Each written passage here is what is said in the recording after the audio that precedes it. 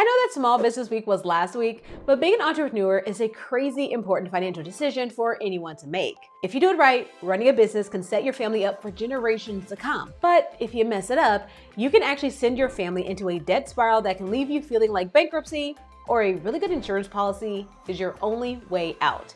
And since only about half of small businesses make it 5 years, I want to help make sure that you're in the winning half of that list. So today, I'm breaking down 5 common financial mistakes that entrepreneurs make when starting their business and how you can avoid making them yourself.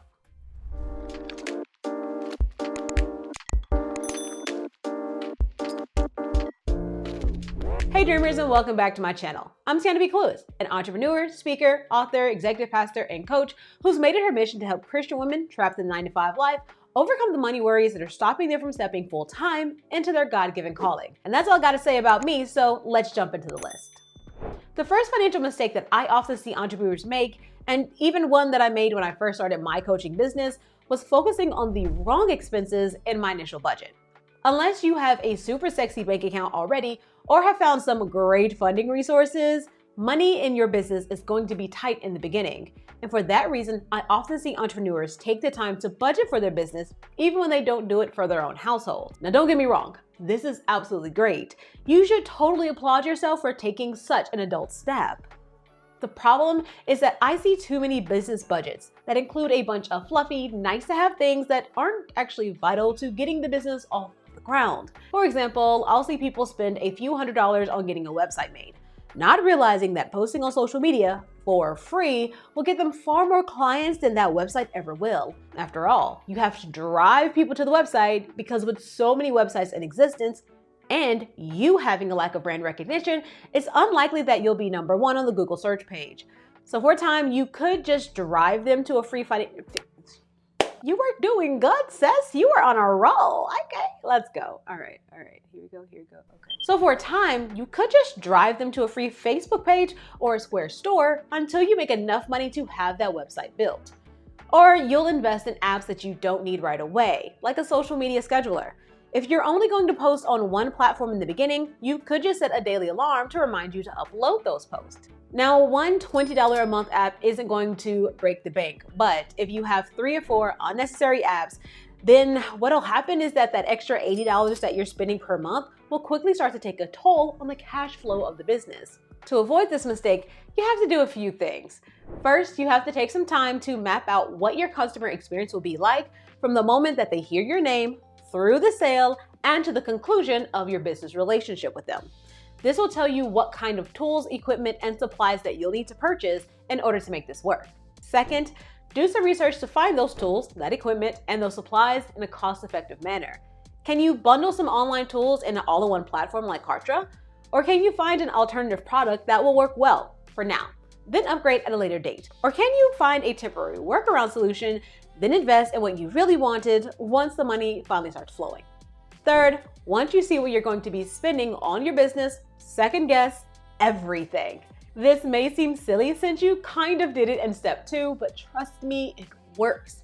For each expense, ask yourself if this is an absolute necessity or can you do without it for the moment? Can you modify your process just a little bit to remove this expense for now, or do all roads lead back to you having to make this purchase? Once you're done with those 3 steps, you should be down to the bare bones, absolutely. Okay,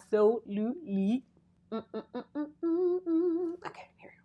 Once you've done those 3 steps, you should be down to the bare bones, absolutely necessary expenses to get your business kickstarted. The second mistake I often see is not linking the profit goals of your business to the financial goals of your household. Now, for some people, their business is more of an expensive hobby that they give a little of their time to here and there. And I'm not talking to them. I'm talking to the people who want to use the profit of their business to do things like pay off debt, buy a house, fund retirement, or completely replace their 9-to-5 like my husband did. To successfully do those things, you need to know how much profit you need to be able to take home from the business in order to make that happen. If your debt snowball needs an extra $1,000 a month to have you debt-free by the end of the year, then you know that your business needs to make enough money in order to pay its bills, reinvest, plus have that $1,000 for the debt snowball. But if you don't think about your debt snowball when budgeting for your business, you may settle for $500 a month, only to be disappointed at the end of the year when your family hasn't hit their debt freedom goal. That's why it's vital for small business owners to consider their family goals when making financial plans for the business. In fact, we did something like this with the cybersecurity training academy that I run with my husband. Since we knew how much money my husband needed to bring home every month for us to stay on track with our goals, we established monthly sales and profit numbers that would exceed that number by a few $1,000s. Once we consistently hit that goal for a few months, he quit his full-time job to work only in our business.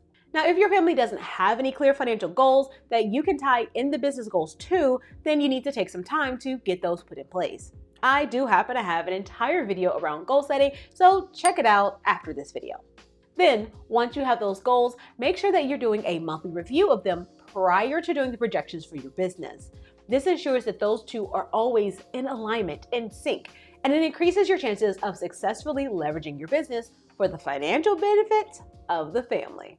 And before we move on to I don't know what a mistake is, child.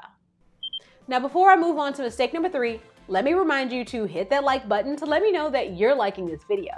And if you haven't already, follow the channel by clicking the big red button below. Now let's move on to the 3rd mistake. This mistake is one that I see is super prevalent in the community of women entrepreneurs. Undercharging. No judgment here, I've been guilty of it too. Even my husband did it with our cybersecurity training academy. Right now it sells for well over $10,000, but in the very beginning, we were practically giving it away at $2,800. Every time we talk about that mistake, we can't help but laugh and shake our heads at our own foolishness because it was terrible. Now, I understand that pricing can be difficult. You don't want to charge too much because you know, hey, people got bills, and you don't want someone to go to your cheaper competition. At the same time, you want to feel like your time is being valued instead of wasted, and frankly, you want to pay your own daggone bills. It becomes this really delicate balancing act, and with many women, it gets skewed to the undercharging side because we often second guess our own ability. Is our work worth the same fee as this person A? Do I really have the confidence to tell someone that I'm charging XYZ per hour when I know that they can get something similar elsewhere? Trust me, been there, done that, so I understand the struggle. For that reason, I want to give you a few things that you want to consider. 1, what is normal pricing in your industry? For commodities, this can give you all the information you need because pricing for things like candles or body butter doesn't tend to fluctuate too much. So as long as you're in the standard range, you should be good to go. 2, what type of feel do you want for your brand? Do you want it to feel exclusive for high-end clientele? Then prices need to be higher. But if you want it to be accessible to everyone, the lower pricing makes much more sense. 3, what kind of perceived impact does your product or service have on someone's life? For a commodity like lashes or lipstick, it's not usually seen as a huge impact, so you probably can't charge 5 figures. But for a huge impact like 3xing your income in 6 months, you can absolutely charge that. Trust me, I know. Finally, what would you pay someone else for the exact same product? Sometimes we're lowering the price just because it's us. But if you would pay someone else with similar experience more than what you're charging yourself, then sis, it's time to increase your prices. Let's talk about financial mistake number fun. Actually, this one is not a fun one. That would not have been a fun one. Now let's talk about financial mistake number 4, which isn't an obvious one, but it's pretty major. The mistake is forgetting to consider the customer experience when setting up your sales process. The customer experience is really important because it can mean the difference between a paying client or yet another wasted interaction. If you're selling a commodity like costume jewelry, you want to make it as easy as possible for a client to order that piece of jewelry, right? That will mean taking the time up front to set up an online store so people can just click a button and check out, or having your virtual terminal ready so you can just process that payment right there at your vendor table. I've literally watched companies with great products miss out on sales because it was too hard to order. I remember one company that I didn't order from for 6 months because they required you to look at the product on the website, email them what you want, wait for an invoice back, then pay it so they could ship you the order. It was entirely too much, and I told them I wouldn't order from them until they fixed it. Now that they have a store up and running, I order from them all the daggone time. Or another company I saw didn't have a Square reader or a virtual People sending messages. Okay, here it is. Another company I saw didn't have a Square reader or a virtual terminal. So to have people buy t-shirts, they had to be invoiced to their email. Wait a minute or two for the email to hit the customer's inbox. The customer had to pay it, wait another minute for the confirmation from the system that it went through, then the customer could finally have the shirt. Some people just walked away because it slowed the line down way too much, so the company just missed out on a sale. Now, if you're selling high-ticket items like coaching or a training academy like mine, having a multi-step process is absolutely appropriate to weed out potentially bad clients, but it still needs to be as straightforward and simple as possible. So to avoid this mistake, take some time to walk through the customer experience to see where it gets cumbersome, where it gets annoying, or where it creates an unnecessary barrier to completing the entire process. I like to ask myself questions like, if I was trying to buy the same thing, would I complete this process? Would I complain about this process? If either of those answers is yes, I make changes until I find the process to be smooth and reasonable and something that I would do myself. Finally, financial mistake number 5 is not tracking your numbers from day one.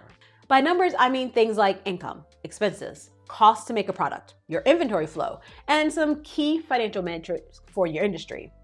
What every successful business owner knows is that to make smart decisions about your business, you have to measure what matters to ensure your decisions are based on facts and not feelings. If you've been following me for a while, you've heard me talk about that more than once. All financial decisions should be based on facts, not on feelings.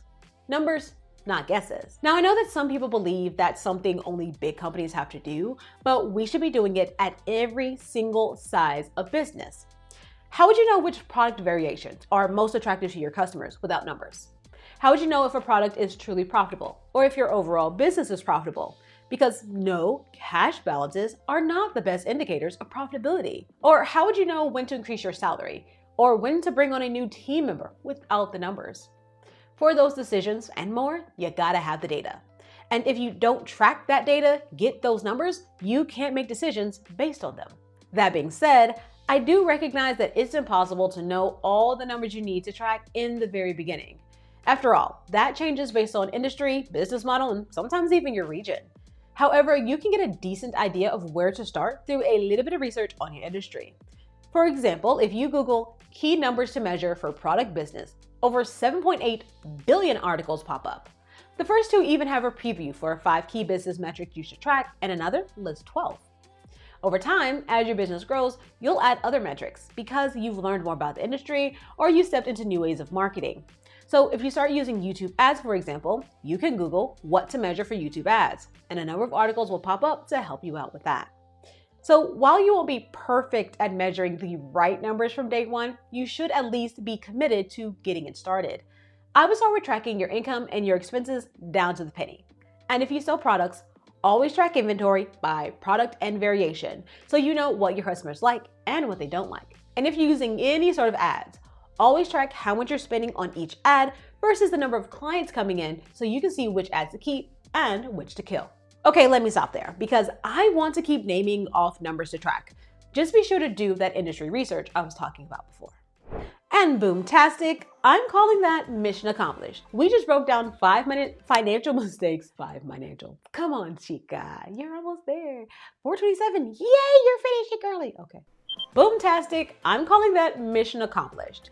We just broke down 5 financial mistakes that I see new entrepreneurs, and honestly, even some experienced ones, make in their business. I really hope that you found this helpful, that you can find a bit more profitability in your business by correcting some of these mistakes. But you know me, I want to hear from you.